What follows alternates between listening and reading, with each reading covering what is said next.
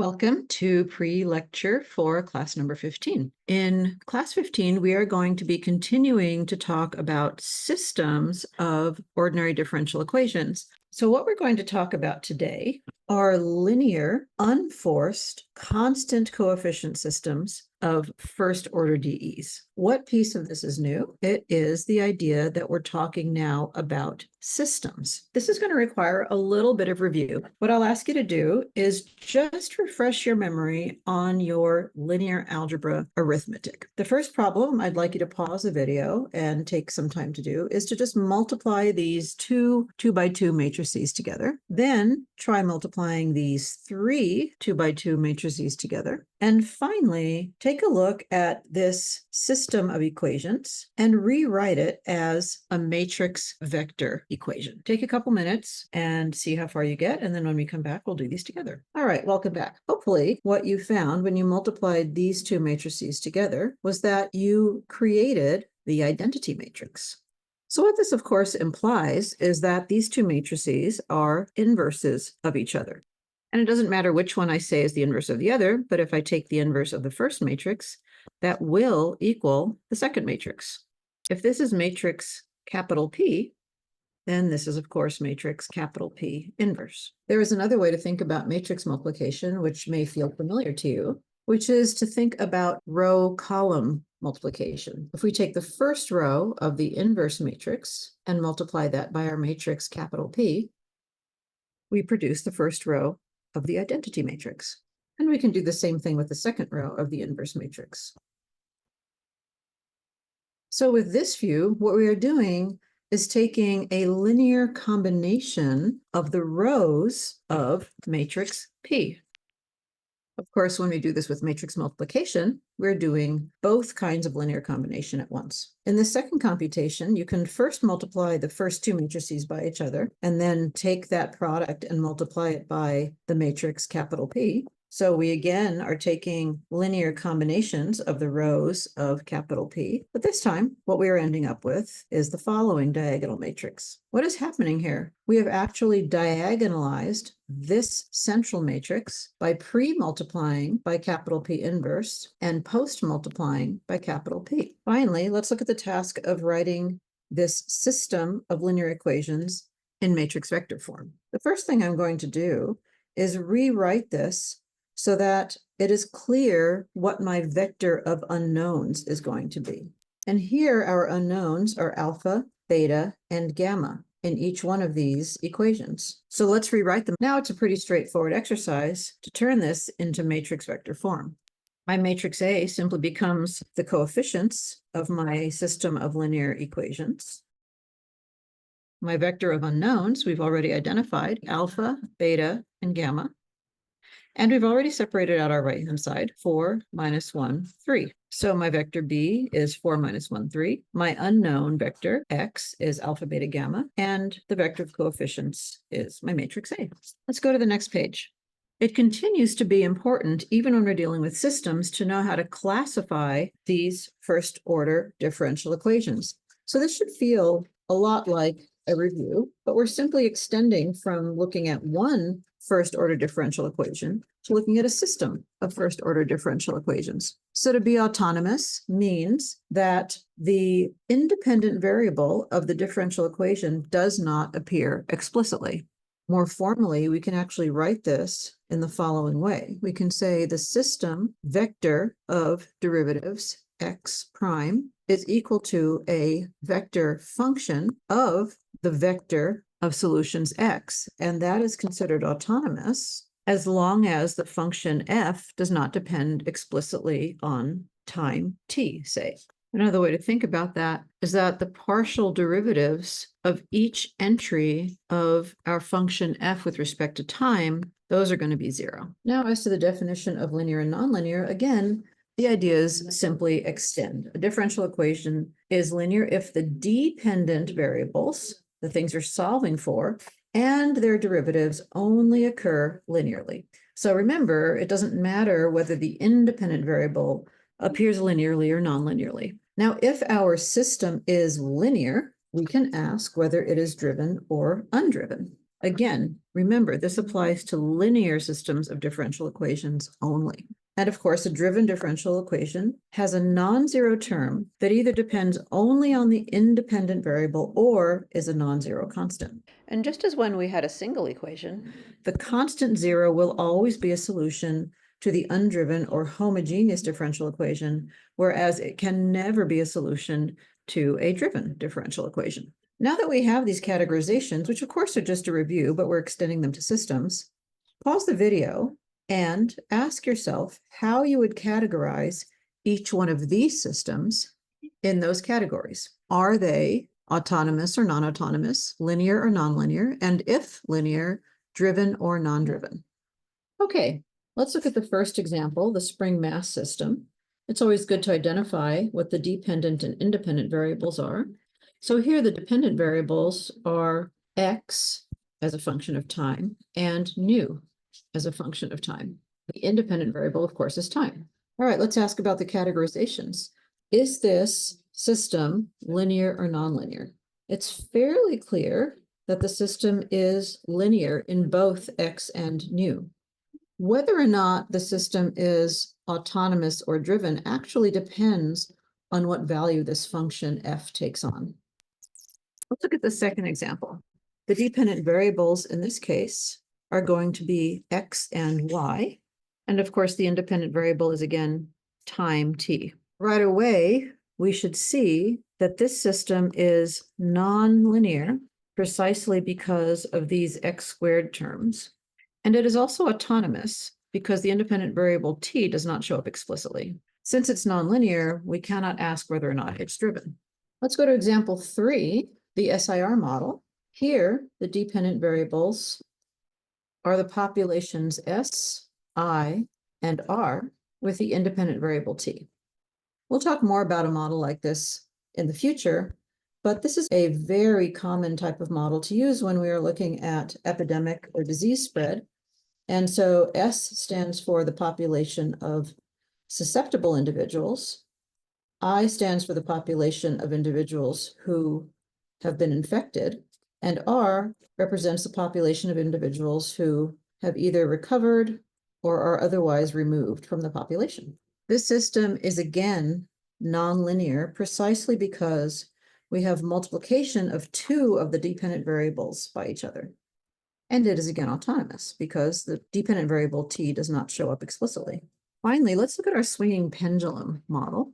Here, our dependent variables are theta and omega, and not explicitly stated, but implicitly in the system, we have the independent variable is t, time. Again, this system is nonlinear because we are taking the sign of one of our dependent variables. And it is again autonomous. In fact, we are next going to look at this swinging pendulum model in a little bit more depth. Let's go to the next page. This example of the swinging pendulum is one that we were introduced to briefly in our last class, class number 14. But let's talk about it a little bit more here. Remember that what we're looking at is a mass that is suspended from a fixed point by a rigid rod, and it's able to swing in a plane. So here we're not allowing it to swing in more than just 2 dimensions. And our goal is to describe the motion of this pendulum via its angular position theta here. Naming the parts of this model, we have L is the length of the pendulum, M is the mass at the end of the pendulum, theta is the angular position of the mass away from vertical, and then the way we derive the equations of motion, in this case, is to once again use the principle of conservation of energy as our governing principle. So here, total energy is going to be our kinetic energy added to our potential energy. And those together are constant because of conservation. Writing down E as our total energy, our kinetic energy is described by 1/2 mL theta dot squared, and our potential energy subtracted off is mgl cosine theta. Now, we don't really know the total value of the energy, but we do know that it is constant because of conservation, which means that if we differentiate both sides, we can actually eliminate the E part of this equation. So differentiating on the left, the derivative of E with respect to time is simply going to be 0. And then let's differentiate on the right using the chain rule. So our kinetic energy is going to give us now a second derivative of theta. The derivative of cosine is minus sine, but of course, again, with chain rule, I'm going to produce a product times the first derivative of theta. Now we would like to simplify this equation. So we are going to assume that the first derivative of theta is not going to be identically 0, which makes sense because the angle theta is supposed to be moving, so it's not just sitting still. Now with that assumption, we can actually simplify this equation by dividing out some non-zero terms. First of all, the 1/2 cancels with the 2. But because we've got 0 on the left here, we can divide out the mass, which is going to be non-zero, and we can divide out length times theta dot, both of which are going to be non-zero. And so what that reduces to is the length times the second derivative of theta plus gravity sine theta is equal to 0. Alternately, in normal form, we can write theta double dot plus g over L sine theta equals 0.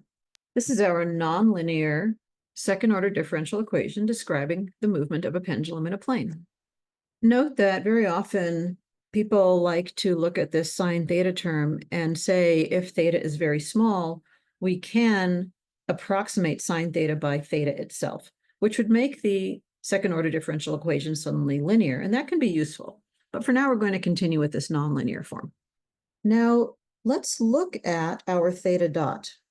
The derivative of our angular displacement is going to be our angular velocity, so we will call that omega. This is actually going to allow us now to take our second-order differential equation and rewrite it as two first-order differential equations. In this case, because of this definition, the first derivative of theta is omega, the angular velocity, and then using our second-order differential equation, we now say that the second derivative of theta, which is omega dot, becomes minus g over L sine theta. And here's our system. In this case, we have a state vector, which is made up of theta omega, where, just to be complete, theta is the angular position and omega is the angular velocity. Since both angular position and angular velocity are real, we can actually say that the state vector itself lives in R2. Another way of thinking about this is that we now have what's called a two-dimensional system that we are solving because the solution lives in R2. Now, as to the categorization of these differential equations, when it comes to whether or not a system is autonomous, it turns out we have some control over that. Let's go to the next page. Turns out we can assume our systems that we're going to look at are always going to be autonomous. Why is this? Well, without loss of generality, any non-autonomous system of ordinary differential equations can actually be converted into an autonomous system. And the way you do that is you add one dimension to the system. So the only price we pay for making a system non-autonomous is that we have to actually increase the dimension of our system by 1. Let's look at this example. Let's consider this non-autonomous 2D ODE system. What is it that makes this system non-autonomous? It's this term right here, the F cosine omega t, because t shows up explicitly. All right, what do we do to now turn this into a three-dimensional autonomous system? We're going to introduce a third variable, we'll call that z, and we set z equal to our independent variable time. Now the system has automatically become a three-dimensional but autonomous ODE system. How is that? X prime is still equal to y. Y prime looks the same. It's still equal to minus kx minus cy plus f naught cosine omega z. Now, this z is considered a dependent variable, which makes y prime no longer non-autonomous. In other words, y prime is now autonomous because z is a dependent variable. But of course, secretly, Z is actually just time. And so we take care of that by setting Z prime equal to 1. This can be really useful because when you've got a non-autonomous system, our analysis can often be much easier. Now, lastly, I want to talk briefly about what it means to look for an equilibrium point in a system. Let's go to the next page. In the context of a single ordinary differential equation, we have discussed what it means to be an equilibrium point. In other words, it's when the system stops moving. In higher dimensions, we can still have equilibrium points, but a point is now a vector. So it's a point in higher dimensional space. And our vector point, x naught, is considered an equilibrium point of a system, x prime equals f of x, precisely when that right-hand side is the zero vector. In other words, for each entry in my vector function f, when I plug in as the argument the vector x naught, which is my equilibrium point, the result is 0. And this will be true for each entry of my n-dimensional function. Let's look at an example. We've got the pendulum system again. Here we're using slightly different names for the dependent variables. X is playing the role of theta, the angular displacement, and y is playing the role of omega, the angular velocity. The state vector, in this case, can be called either xy, or theta omega, or theta dot, first derivative of theta. Those are all equivalent. Now, where are the equilibrium points? The equilibrium points are where both the derivative of x, the first state variable, and y, the second state variable, are 0 at the same time. It's not sufficient for just one to be 0 or the other. They have to be 0 at the same time. So we're going to have to solve a system.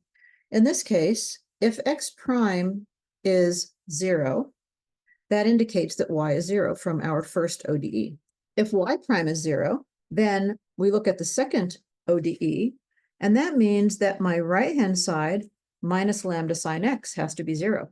When does that happen? That happens precisely when the argument x is an integer multiple of pi. Therefore, my set of equilibrium points for this particular system is infinite. In other words, it is every point where my argument x is some integer multiple of pi and where y is 0. And that's an infinite number of points. Along the real line, we can just visualize these as equilibrium points being at 0, pi, 2 pi, and so forth. And also, of course, at minus pi, minus 2 pi, and so forth. Physically, what does this mean? What are these equilibrium points in relation to the system that represents the movement of a pendulum? Let's take a look at the 0, 0 equilibrium point. When we're at the 0, 0 point, we know that theta, the angular displacement, is 0, and the angular velocity is 0. That's what that means. Physically, that means that our pendulum hanging from the ceiling by a rigid rod is at rest, pointing down. So it makes sense that this is an equilibrium point. Let's look at the next point over, pi. So at position pi 0, this is where our displacement now is pi, but our angular velocity is still 0. What scenario are we looking at here? In fact, we're looking at a scenario where the pendulum has swung all the way around from hanging below to standing straight up and being above the attachment point. This is actually also an equilibrium point. If you could manage for there to be no movement at all, no vibration, you could actually have a pendulum that stands up perfectly like this. The question, though, you have to ask is, how stable is this position? And I think intuitively, we all know that this is likely to fall over. You can see that in the case of 0, 0, this looks like a stable equilibrium point just from the physical setup, whereas at the case pi 0, this definitely looks physically unstable. Now we can keep going. In the case of 2 pi, the pendulum has swung around one entire full rotation and come back to rest, hanging straight down. This ends up being essentially the same case as our first case at 0, 0. So in fact, even though we have an infinite number of equilibrium points, we have really only two distinct equilibrium states. And those, of course, are at 0, 0 and pi 0. Note that we often ignore the plus minus pi state because this would be essentially the same as minus pi as well. Physically, we rarely see an unstable state.